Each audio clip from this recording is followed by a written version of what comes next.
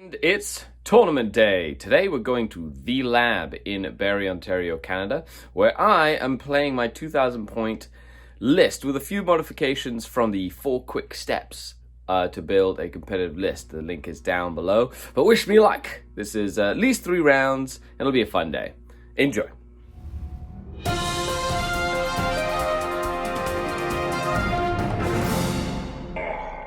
The Dark Kid. And we're here at the lab. It's going to be a fun day. It was a small RTT, 6 players.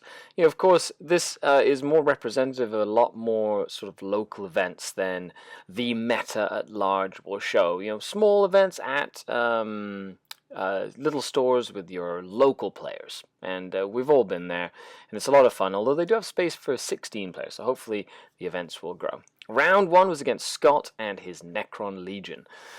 This list is a very indicative, competitive Necron list. It is Sortek. You have 3 Doomsday Arcs with a 4-drill character that lets them reroll Seize the Initiative, 3 Doom Scythes, 3 Doomsday Arcs, 30 Tesla Immortals, 9 Tesla Bikes as well. So I knew going into it, it was going to be an absolute bloodbath, and the terrain itself meant that there wasn't a lot of terrain to hide in the middle of the board, so I knew it was going to be a tough one ahead of me. And we're here round 1 at the lab. I'm playing Scott. You've seen him on the channel before, and his Necrons.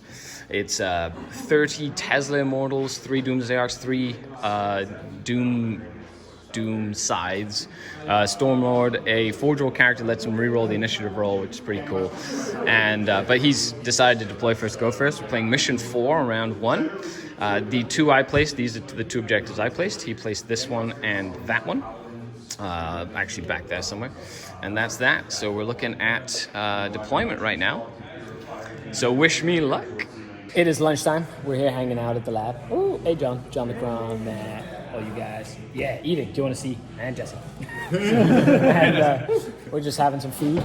It's cool because there's food here as well as games, so we don't have to go anywhere. And you're here, which makes it even cooler.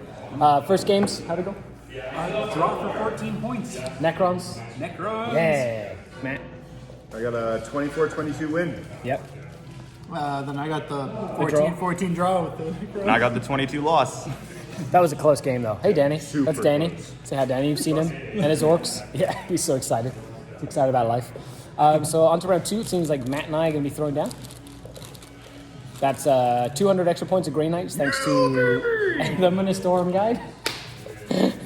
I did win my first game against Necrons.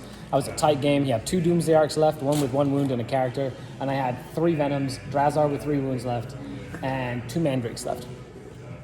That was a bloodbath and a half. I'm just going to table you, Let's just say. so we don't have to worry about anything. Who do you vote for, Matt? Yeah, I knew you would. Of course, you would all vote for Matt's awesome Grey Knight list. So 3 Land Raiders, 10 Paladins, an Apothecary, Kaldor Drago, Brother Captain. And with the new changes to Tempter Approved, saving enough points to add in a 2nd unit of Purifiers. So that's 20 Purifiers. That's a lot of mortal wound output, as well as a very durable list. I knew it was not going to be easy. And going into the mission, let's see how it went. Here on round 2, playing good old Matt. Yeah. And he gated a Land Raider on turn 1 over here, and he has 2 other Land Raiders back there. My bomb killed 3 Paladins with 1 bomb, which was amazing, which is crazy good. And then I Black Cornucopian some racks to get my bonus point back here because we're playing mission 5. However, the racks are probably going to die this turn. And I didn't kill a Land Raider. He's got 9 wounds left because my Void Raven rolled 3 damage. No! But it'll be fun. Okay, so we're moving on to turn 2. Which will be exciting.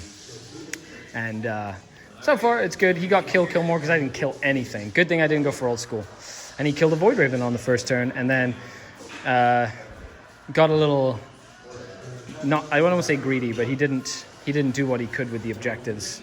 And then, anyway, it's good. It's a fun game. I went for Gangbusters on them because I have to kill him. Went for Mark for Death on 2 Land Raiders and the Purifiers, but they're all combat squatters, so I have to kill everything, essentially. But the Land Raiders have definitely been a harder nut to crack than I would have originally hoped. And that is game. I needed to kill that Land Raider for kill and a Mark for Death right at the end of the game. So it literally was 24-25 because he got killed more. It would have been a draw. So Matt did win. Good job, Matt. That was a fantastically tight game. I literally played KG with my Grotesque all game. He played KG with his Paladins all game, and it literally came down to the final turn. He's able to get his Linebreaker and kill something in the last turn to get 3 of his old schools, and I was not able to get a Mark for Death with all this close combat, which is a shame. I left the Land Raider with 3 wounds left. So, really close game, really fun, and we move into round 3 for the end of the day. Last but not least, I get to play John the Cron in a final match, round 3. So Necrons, 2 times in one day. You know, we knew it was going to be relaxing. You know, I'd already lost a game against Matt. So we ended up just throwing down. John had drawn both of his games. So he went into this game undefeated with 2 draws. And this time my strategy was a little different. I set up and I just rushed everything at him. It was mission 6 of the ITC, which is one of the easiest bonus points to get for my army specifically. Let's dive in. And we're here in the last round playing John the Cron. Get excited, John. And he's brought a really cool list that has 30 Immortals, 10 Warriors, Doomsday Ark, 2 units of 3 Heavy Destroyers, a big unit of 6 Destroyers, a Destroyer Lord, a Deceiver, 2 units of Snipers, and then a regular Lord and a Cryptek. Something like that? It's 2 Crypteks. 2 Crypteks, okay. So at 2,000 points, Necron's also getting a lot of point decreases, but this is a really cool list. Lots of shooting. Not as much Tesla as the first round, not as many of these guys, but the Destroyers actually, the Heavy Destroyers are cheaper and they are quite efficient at doing long-range damage or mid-range damage with a 36-inch range. He did get to choose to deploy first, so he wants to deploy first, go first. And we're playing mission 6, so 6 objectives. He's picked Big Game Hunter, Gangbusters, and Butcher's Bill to kill 2 things a turn, so smart. And I've picked Old School. I picked Gangbusters, because I know I have to kill Destroyers or I lose. And I've picked Recon, because why not? It's one of the easiest things to do. Okay, with that, we're moving into deployment. And that is the end of round 3. So I got really aggressive early on because he put some Immortals way too close to me. And I was able to really kind of sweep into the middle of the board and get the bonus point pretty much every single turn. And then Drazar went on a killing spree, murdering a whole bunch of stuff in the middle of the board, while the Mandrakes actually came in the back and did a lot of damage in the backfield. It was pretty crazy. But overall, the Drukhari have done me well at this small little RTT. A couple of tweaks.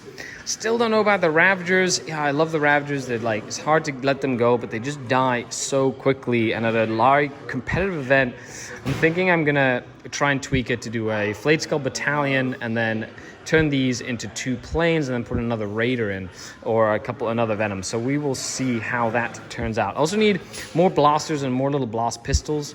I think in the Witches and in the Cavalite Warriors, in order to spread out my anti-tank capabilities, because as soon as the Void Ravens and the Ravagers are gone, I really don't have much in terms of anti-tank firepower, so I need like multi-layered threats throughout the course of the game. Other than that, that was round 3, and I'll see you back at the studio where we talk about the event itself, the game, and my general thoughts. Welcome back to the studio. I'm Skari, your grateful host. Thank you for watching the little RTT tournament report from this weekend. So my list itself was good. I enjoyed it. The key units were Drazar. Drazar did really, really well.